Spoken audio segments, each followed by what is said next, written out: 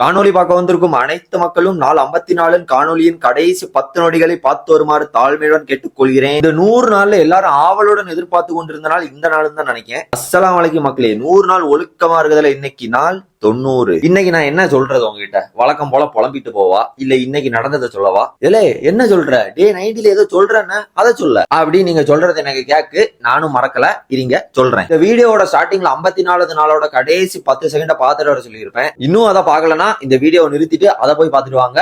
அதுலதான் கதை இருக்கு. அந்த வீடியோ கடைசியில எனக்கு பதிலா நம்ம சிங்கி டோலி வந்து ஒழுக்க முக்கிய மக்களே அப்படின்ட்டு இருந்திருப்பா. அதுதான் விஷயமே. நம்ம மக்காஸ் எல்லாரும் நம்ம வீடியோல தென்பட போறீங்க. அடுத்த சீரீஸ்ல இருந்து எனக்கு பதிலா நம்ம மக்காஸ் ஆகிய நீங்க ஒழுக்க முக்கிய மக்களே அப்படின்னு சொல்ல போறீங்க.